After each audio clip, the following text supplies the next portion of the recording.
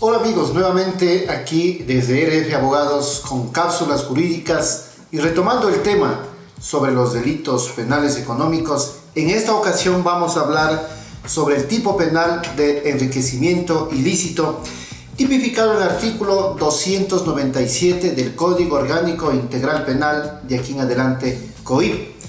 Para eso es muy importante revisar lo que dice el texto de la ley. El artículo 297 dice: enriquecimiento ilícito. Las o los servidores públicos y las personas que actúen en virtud de una potestad estatal en alguna de las instituciones del Estado determinadas en la Constitución de la República, que hayan obtenido para sí o para terceros un incremento patrimonial injustificado a su nombre o mediante persona interpuesta, producto de su cargo o función, superior a 400 salarios básicos unificados del trabajador en general, serán sancionados con pena privativa de libertad de 7 a 10 años. A continuación indica: se entenderá que hubo enriquecimiento ilícito no solo cuando el patrimonio se ha incrementado con dinero, cosas o bienes, sino también cuando se han cancelado deudas o extinguido obligaciones. Si el incremento del patrimonio es superior a 200 y menos a 400 salarios básicos unificados del trabajador en general, la pena privativa de libertad será de 5 a 7 años. Y para culminar, indica el artículo que si el incremento del patrimonio es hasta 200 salarios básicos unificados del trabajador en general, la pena privativa de libertad será de 3 a 5 años. En este sentido, vamos a hacer el análisis jurídico a este artículo 297. Luego de dar lectura, pues se puede decir que el sujeto activo resulta ser una persona calificada y determinada. En este caso, tiene que ser un servidor público, una persona que tenga la potestad estatal, una persona que ejerza funciones en el Estado, en cualquier organismo, tanto nacional o puede ser hasta internacional, ¿sí? Y que sea gubernamental o seccional. Tiene una calidad especial esta persona. Es importante, justamente, especifica que tiene que ser un empleado, un servidor público, uno que ejerza una potestad gubernamental, porque esa es la condición para que calce el delito o el elemento constitutivo del delito en ese tipo penal. ¿Y cuál es otra de las casualidades? ¿Cuál es el otro elemento? Es que esta persona debe enriquecerse injustificada e indebidamente. Y esto se consuma al momento en que no justifica su incremento patrimonial, su incremento de dinero en cuentas, en bancos, en bienes, en cosas, en muebles. No puede justificar legalmente.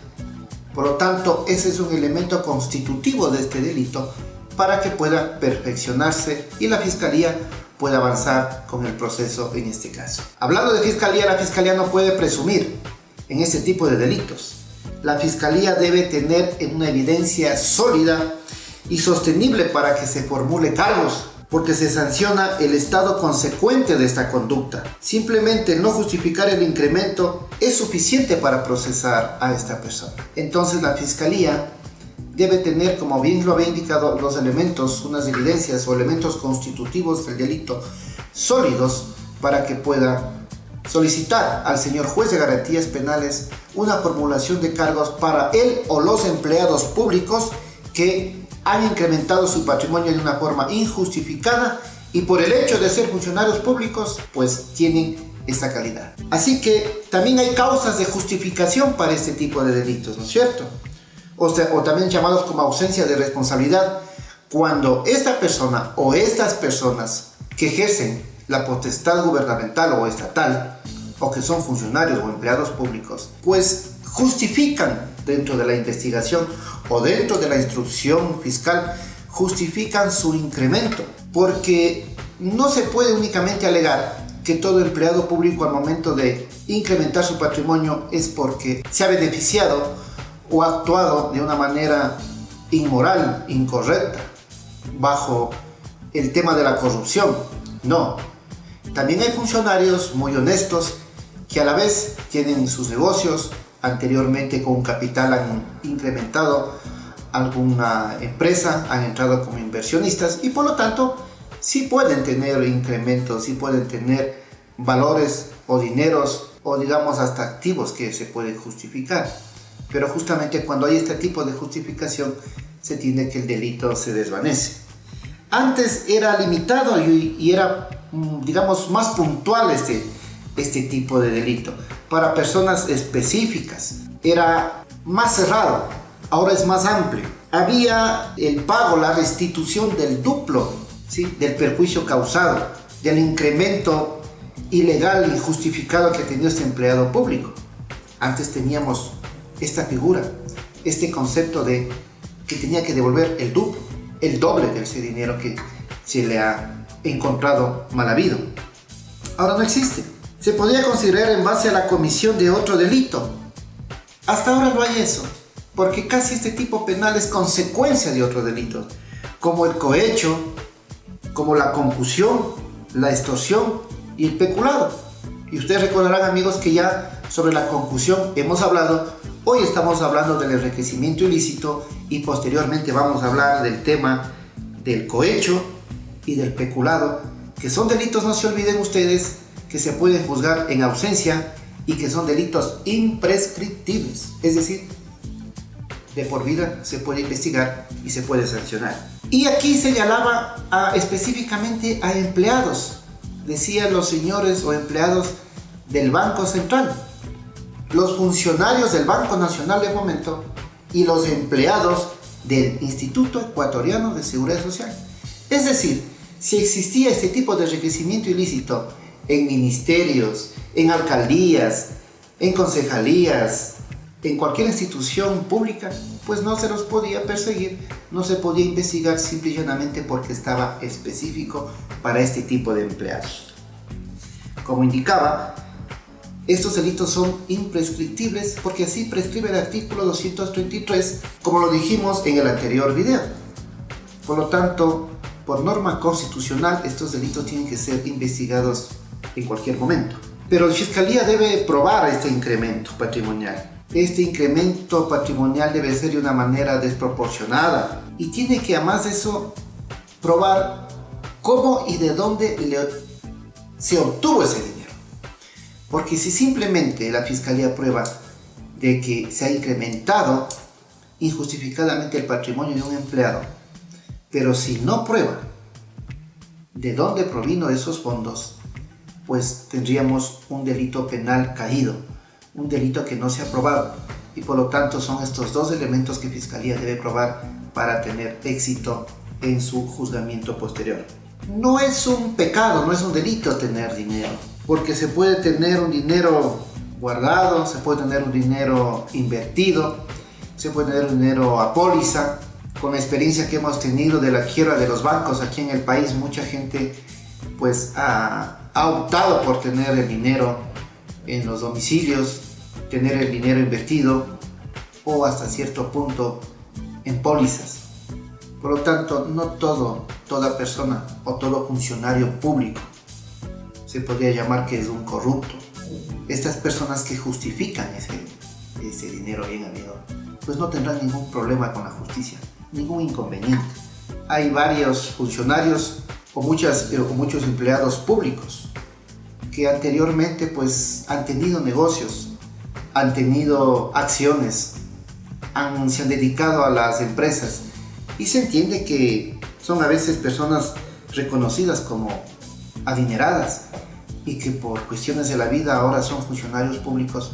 Tampoco se les puede dar ese trato, tampoco se les puede presumir que ese dinero que ellos tengan es mal habido, y mucho más que fue un dinero anteriormente adquirido al nombramiento o a la posesión de ese funcionario público, pues no caerían en este tipo penal. ¿Qué es incrementar? ¿Qué es el verbo incrementar? Etimológicamente significa un aumento gradual o progresivo en un solo momento o en varios episodios. Eso es el verbo que se tiene que manejar en este tipo de delitos. No confundamos con el verbo rector, porque el verbo rector es incrementar un patrimonio no justificado en razón de ser un empleado público. Ese es el verbo rector. ¿Y cuál es el bien jurídico protegido? son los actos contra la administración pública. Se penaliza el comportamiento de los servidores públicos, ya que es una afectación o el sujeto pasivo en este tipo de delitos es el Estado. Entonces, por lo tanto, el verbo rector, como se ha manifestado, y el bien jurídico quedan ya establecidos. ¿Qué es el no justificar? Es el elemento constitutivo del delito de tipo penal, que es el enriquecimiento ilícito. Es decir, tiene el carácter normativo porque se encuentra en la ley. Y vemos que tenemos varias escalas de incremento de dinero para establecer una punición. Si vamos leyendo de inciso en inciso, se puede ver que en el segundo inciso de este artículo dice que se entenderá que hubo enriquecimiento ilícito no solo cuando el patrimonio se ha incrementado con dinero, cosas o bienes, sino también cuando se ha cancelado deudas o extinguido obligaciones. Es decir, si una persona reconocidamente se ha endeudado, tiene obligaciones, tiene deudas, y de la noche a la mañana esta persona, que es funcionario público, aparece que ha cancelado una cantidad exuberante, pues se puede presumir que esto es producto de un dinero injustificado ilícito. Por lo tanto, la Fiscalía tendrá que investigar y, de ser así, tendrá que ser sancionado. En el inciso tercero tenemos que el incremento de patrimonio es superior a 200 y menor a 400 salarios básicos unificados del trabajador. La pena privativa de libertad será de 5 a 7 años.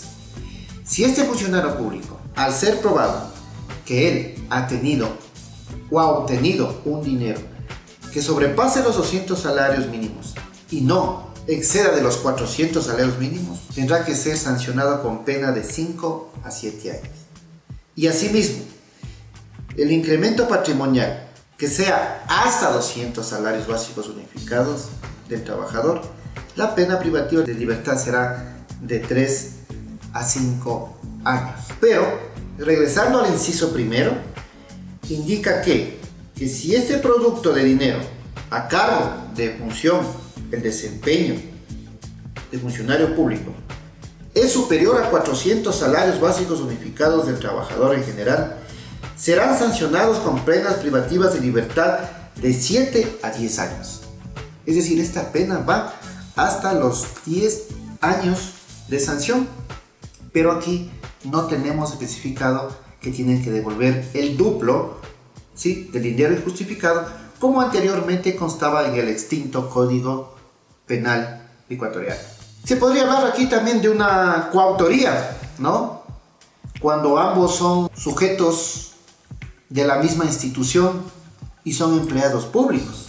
Como ejemplo podríamos hablar de un ministro con subsecretarios, de un prefecto con viceprefecto, del alcalde con concejales, de un juez con secretario, de un fiscal con un auxiliar, ¿sí?, que podrían actuar en contubernio, y lógicamente pues hay aquí un autor y hay un coautor de ese delito de enriquecimiento ilícito, y por lo tanto podrán o tendrán que ser investigados conforme al artículo 297, y es la Fiscalía General del Estado, por intermedio de sus fiscales provinciales o agentes fiscales, el que tienen la potestad para investigar, procesar y llegar hasta el punto de una sanción, una pena por parte del Tribunal de Garantías Penales. Esta coautoría se podría entender cuando en forma directa, en negociaciones con dineros públicos y con la misma finalidad en un mismo caso, habrían incrementado sus patrimonios injustificadamente los funcionarios que había ya mencionado hace un momento. Pero se dice que es difícil demostrar este tipo de ilícito, esta coautoría, pero no hay que dejar aparte que sí existe este tipo de ilícitos, y de pronto se hace difícil por la variedad de participantes y las circunstancias diferentes que acontecen. ¿Qué es esto de las complicidades o mediante personas interpuestas? Esto ha existido, siempre ha existido. Lo que pasa es que poco ha salido a la luz pública. La Fiscalía debe demostrar la complicidad de particulares con el funcionario público, con la determinación de que ciertos bienes han sido puestos a nombre de terceros, o que ciertas cantidades han sido depositados en cuentas de particulares, o que ciertas transferencias se encuentran en nombre de otras personas que no son empleados públicos, pero que tienen complicidad con este delito y que son llamados o se les conoce también como testaferros y que también se encuentran prescritos en el Código Orgánico Integral Penal y que en su futuro también nosotros haremos un análisis jurídico de este tipo penal del testaferrismo. Como indicaba, el sujeto pasivo de este delito es el Estado. Él es el que tiene la condición de agraviado, porque él actúa en representación de la sociedad al incrementar injustificadamente al empleado público un patrimonio, una deuda que de pronto tenía y ahora ya no existe, porque él ha actuado bajo la tutela patronal del Estado, porque es un funcionario que presta sus servicios a la sociedad mediante la fórmula del Estado. Por lo tanto, es el Estado el sujeto pasivo de este delito y quien tiene que actuar en condición de agraviado. Como se decía, aquí puede haber un concurso de delitos. Este delito de enriquecimiento ilícito proviene de otros delitos como el peculado, el cohecho, la concusión que ya había manifestado. Y la concusión ya hablamos en el video anterior, así que les invito a revisar el análisis jurídico sobre la concusión que lo hice anteriormente.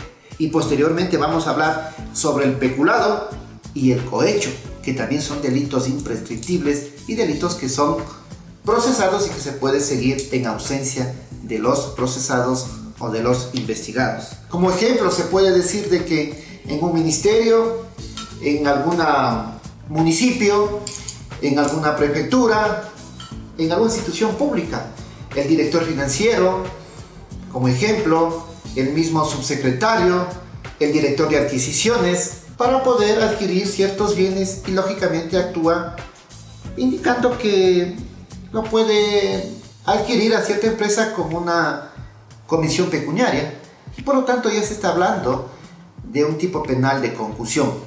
Es por esa razón que se indica que este tipo penal del enriquecimiento ilícito se convierte en un delito subsidiario o tiene una consecuencia de otros delitos que ya hemos mencionado.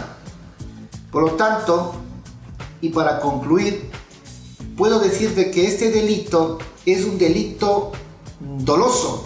Es un delito doloso por excelencia, mas no es un delito culposo, porque para esto actúa con conciencia y con voluntad. Así hemos dado un análisis a este tipo penal del enriquecimiento ilícito que espero les haya servido.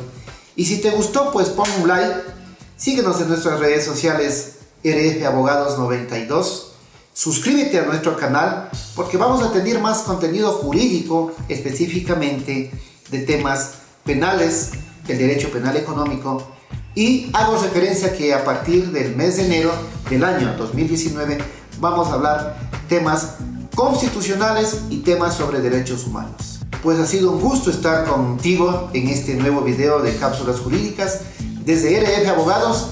Un gusto y una buena noche. Muchas gracias.